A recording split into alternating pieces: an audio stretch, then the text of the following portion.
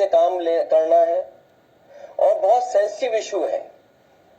क्योंकि एक बार फॉर्म गलत हो गया, रिजेक्ट हो गया और वोट नहीं बना आपका, तो आपको फुल सर्कल ऑफ पूरे कागजों के साथ फिर घूमना पड़ेगा आपको। तो ये जो एसआईआर है, आखिरकार बीजेपी जल्दीबाजी में क्यों है?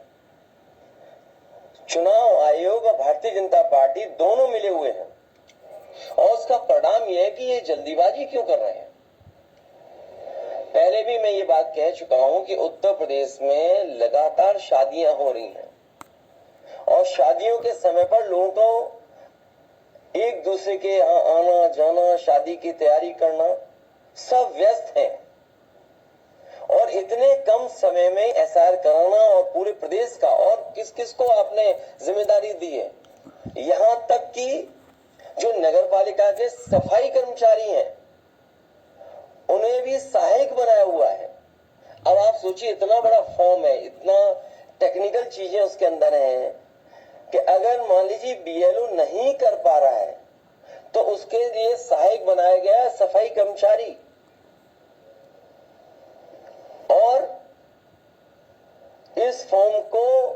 बंटवाने में जल्दी, बटा नहीं बटा, जो सरकार का डेटा बता रहा है वो ये बता रहा है कि सभी फॉर्म बांटे जा चुके हैं, लेकिन ग्राउंड पर जब हम देखते हैं तो वो बांटे नहीं गए हैं और फिर उसी तरह का कलेक्शन का रिकॉर्ड बनाएंगे। ये सोची समझी रणनीति, साजिश, षड्यंत्र है कि बाबा साहब भीमराव अम्बेडकर जी के दिए हुए संविधान के तहत जो हमें वोट डालने का अधिकार है, उस अधिकार को छीनने की तैयारी है। एसआईआर के बहाने वोट डालने का अधिकार छीन रहे हैं, आरक्षण छीनेंगे, आपकी पहचान छीनेंगे, आपके ऊपर उल्टे सीधे दबाव बनाएंगे। जब सरकार के लोग इसी बात पे दबाव बना रहे हैं कि वो ड्यूटी पे ही नहीं थे, पहले से ही बीमार थे।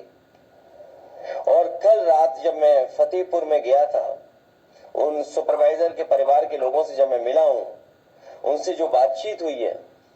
उस बातचीत के दौरान उनकी बहन, उनके परिवार, उनके तमाम जो सहयोगी साथी थे, वो यही बता रहे थे कि उनके ऊपर लगातार सरकार के माध्यम से दबाव बनाया जा रहा था कि जल्दी करिए और जल्दी फॉर्म बंटवाइए, जल्दी फॉर्म भरवाइए। और उसका परिणाम यह हुआ